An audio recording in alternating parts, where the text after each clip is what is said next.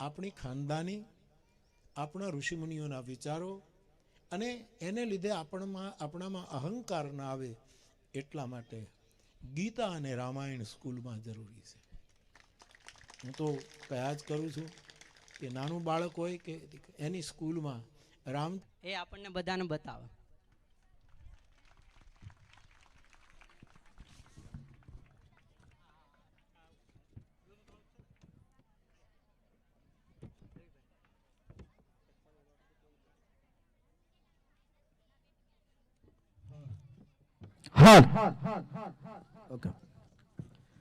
ઘણા કે ઝડપ રાખજો, જમવાની પણ વ્યવસ્થા છે એટલે બહુ મોડું ન કરતા. આજના આ રંગોત્સવ કાર્યક્રમમાં ઉપસ્થિત સર્વ વાલીગણ વિદ્યાર્થીઓ જે સન્માન લઈ રહેલા છે દરેકને સોલંકી વિજયના નમસ્કાર.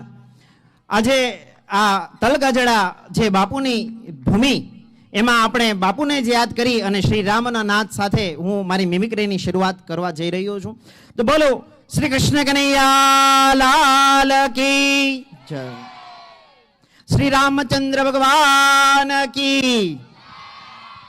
હું ને મારા પપ્પા સવારમાં મંદિરમાં ગયા અને ત્યાં મને શંખ વગાડવાનો બહુ શોખ, એટલે મેં શંખ લીધો અને મેં વગાડ્યો.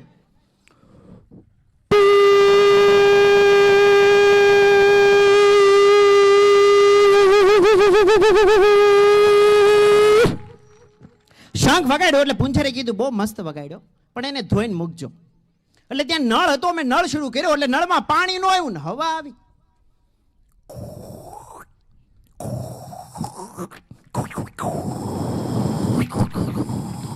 અને ધોઈને મૂક્યો. અને મારા પપ્પાની બાઇક બહુ જૂના જમાનાની, અમે બાઇક લઈને આવ્યા હતા અને પપ્પાને કીધું મેં શરૂ કરો, તો શરૂ કરી. પેલા તો કિક મારી,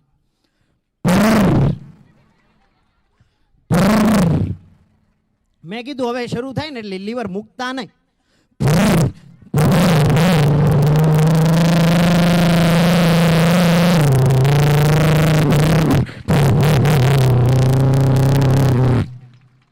અને ત્યાંથી અમે ઘર તરફ રવાના થયા એટલે અત્યારના જુવાનડા એની સ્પોર્ટ બાઇક લઈને લીવર આપીને અમારી સાઈડ કાપી.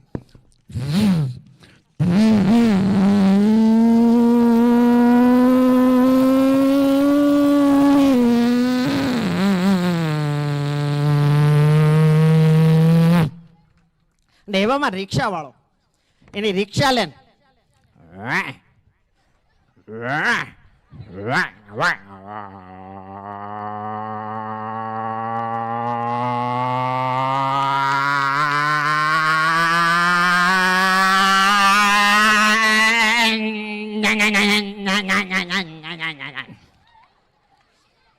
એટલે એવામાં થોડાક આગળ ચાલ્યા એટલે મેં જોયું ત્યાં એક ભૂતનો બંગલો હતો અને ભૂતના બંગલામાં હું ગયો અને રાત્રિનું બહુ અંધારાનું ટાણું હતું અને કાંઈ રહેવાની વ્યવસ્થા નહોતી એટલે બંગલામાં ગયો એટલે પહેલા તો પવન આવ્યો.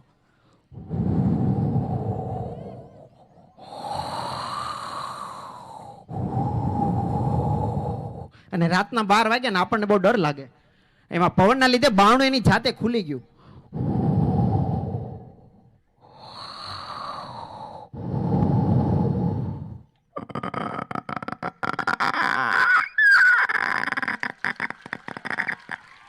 અને ત્યાં રહેલી ખુરશીથી ડોલવા લાગી, હિંચકો ઝૂલવા લાગ્યો.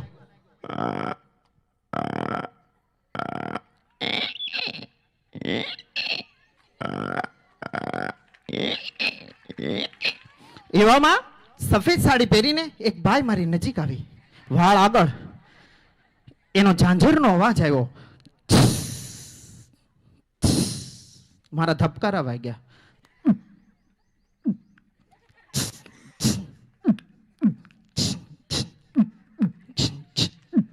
એવામાં બહારથી કૂતરાનો રડવાનો અવાજ આવ્યો.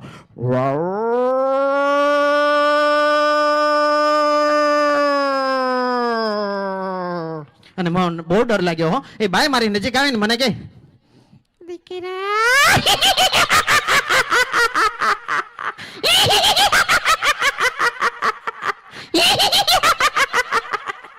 એટલે હું બહુ ડરી ગયો. એટલે એને એક ટીવી શરૂ કરી અને ટીવીમાં ટીવી હતી, ટીવી શરૂ કરી એટલે ટીવીમાં છેલ્લો દિવસ મૂવી આવતું હતું. કોફીનો ઓર્ડર કરે છે.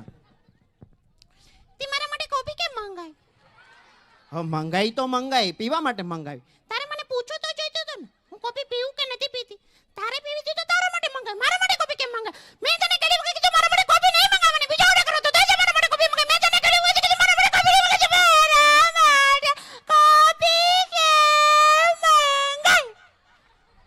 હું કહું આવું ન કરે, આના કરતા કંઈક બીજી ચેનલ શરૂ કરું જેમાં બાહુબલી મૂવી શરૂ હતું. કટપ્પા અને બાહુબલી વચ્ચે યુદ્ધ શરૂ હતું. એમાં બાહુબલી અને કટપ્પા એને બોમ્બા કઈ ખબર ન પડી. હું કહું આના કરતા કાર્ટૂનની ચેનલ ડોનાલ્ડ ડક શરૂ કરું.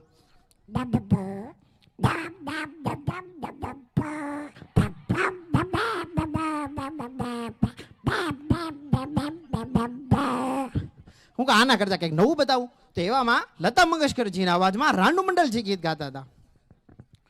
मेरी सांसों में तू है समाया, मेरा जीवन तो है तेरा. હું કહું આના કરતા કંઈક નવું કરું. તો એવામાં આપણા વિસ્તારના જાદુ દાદા, જેની મસ્ત મજાની મોજડી આપણે સૌ વડીલો બેઠા છે, માતાઓ બેઠી છે, બે હાથ ઊંચા કરીને એક સાથે આપણે સૌ ગુરુજીના નામની હો માળા છે ડોકમાં, હે જીના નામની હો માળા છે ડોકમાં. આપ સૌ જમીને આવ્યા હો કે જમીને ન આવ્યા હો, પણ બે હાથ ઊંચા કરવામાં કઈ વાંધો નહીં. જમીન નહીં આવ્યા હોય એની વ્યવસ્થા પણ મકવાણા સાહેબે કરી છે. તો બે હાથ ઊંચા કરવામાં તમારું ને મારું શું જાય? એ બોલો ગુરુજીના નામને હો માળા છે ડોકમાં, હે નારાયણ નામ નહીં હો માળા છે ડોકમાં. આભાર. ત્યારબાદ નવી ચેનલ શરૂ કરી જાદુ દાદા એના અવાજમાં થોડાક જોક્સ કહેશે, આપણે સૌ સાંભળીશું. એકવાર પતિ બિચારો આખા દિવસ કામ કરીને ઘરે આવે છે. ઘરે આવેલો પતિ બિચારી પત્ની પાસે બેઠો છે અને પત્ની એને પૂછે છે, હે સ્વામી, આ પતિ બિચારો આખો દિવસ કામ કરે તો એને એ ક્યાં જાય? બિચારો પતિ થાકેલો હોય અને કહે છે કે પતિ બિચારો, તો સ્વામી આ પત્નીઓ પણ આખો દિવસ કામ જ કરે, એ ક્યાં જાય? એ પણ સ્વર્ગમાં જાય. પત્નીએ પૂછ્યું, હે સ્વામી, આ પતિને ત્યાં સ્વર્ગમાં શું મળે? એને ત્યાં અપ્સરાઓ મળે.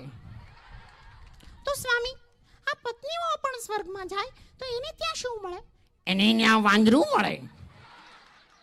પત્ની એટલું બોલી, તમારે તો કેટલું સારું હે સ્વામી, તમારે તો અહીંયા અપ્સરા ને ન્યાય અપ્સરા, અમારે તો ન્યાય વાંદરું ને અહીંયા. હા આવું છે. હા શાળાના એક બાળકનું રિઝલ્ટ આવે એટલે વાલી કહે, હવે તું વારે વારે ફેલ થા છો તો હવે તારે માણા ઢોણાની મને તો શરમ હોય ને, એટલે તારે હવે એકમાં ફેલ થયો એવું નહીં કહેવાનું. એટલે બાપ દીકરાએ નક્કી કર્યું, હવે જો તું એકમાં ફેલ થાને તો બોલવાનું કૃષ્ણ ભગવાન કી જય, બેમાં ફેલ થા તો કહેવાનું રાધે કૃષ્ણ કી જય, ત્રણમાં ફેલ થા તો કે જે બ્રહ્મા વિષ્ણુ મહેશ કી જય. રિઝલ્ટ આવ્યું અને બાપાએ કીધું શું થયું? એટલે છોકરો બોલ્યો, બોલો સારે ભગવાન કી જય. હા એક વખત એના પત્ની પિયર જાય છે અને પેલો બિચારો ઘરે હોય છે, એટલે એની પત્નીને એના પતિ ઉપર તો વિશ્વાસ હોય જ, એટલે ફોન કરે, સ્વામી ક્યાં છો? ઓલો બિચારો કહે છે ઘરે છું. ઘરે હો તો તમે ડ્રિલ મશીન શરૂ કરો. કે ઘરે એ કારીગર હતો એટલે ડ્રિલ મશીન શરૂ કરે.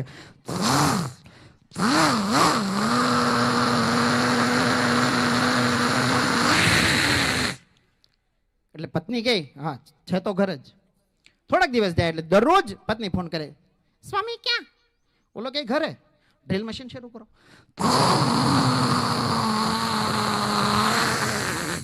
એટલે પત્ની અઠવાડિયા પછી આવે છે અને દીકરા અને એના પત્નીને ઘરે જોવે નહીં પતિને, એટલે એના દીકરાને પૂછે તારા પપ્પા ક્યાં ગયા? કે એટલે દીકરાએ એટલું જ કીધું, મમ્મી તમે જ્યારે 10 દિવસથી પિયર ગયા છો ત્યારના મારા પપ્પા ડ્રિલ મશીન ક્યાંક વયા ગયા છે. હા આવું છે. ત્યારબાદ એ ટીવી મેં બંધ કરી એટલે ગામમાં ફરવા નીકળો. ગામમાં ફરવા નીકળો એટલે ગામને બાદર ઉકળો ખોલતા હતા ગધેડાભાઈ ભૂંદરાભાઈ, એટલે મને જોઈને ભૂંદરું અને ગધેડો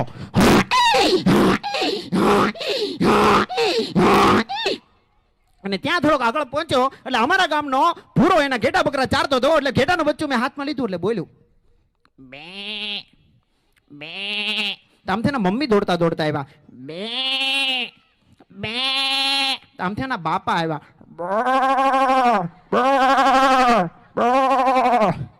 એવામાં થોડોક આગળ ચાલ્યો એટલે આકાશમાંથી એક હેલિકોપ્ટર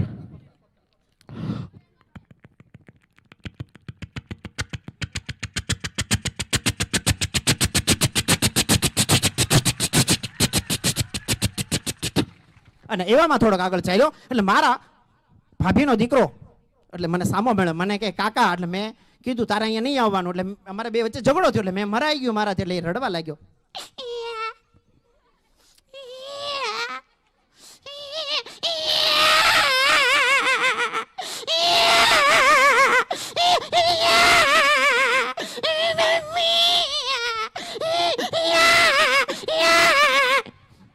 એટલે ત્યાંથી આગળ પહોંચ્યો એટલે એક સિંહનો ગર્જનાનો અવાજ આવ્યો.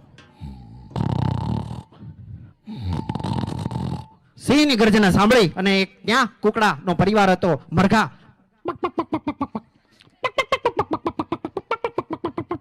અને ત્યાં એક રેલગાડી આવતી હતી અને બેઠો હું રેલગાડીમાં.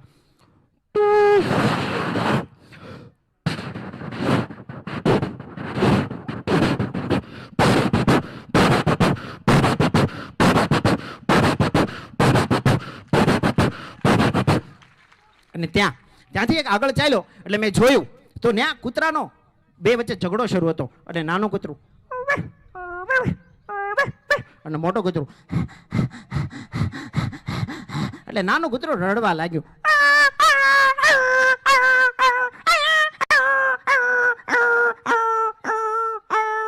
અને એવામાં મેં જોયું તો ત્યાં આપણા વડાપ્રધાન મિત્ર ભારત માતા કે મિત્રો, આજના કાર્યક્રમમાં ઉપસ્થિત સર્વ મહેમાનોને મકવાણા સાહેબ તરફથી જમવાનું આયોજન કરેલું છે.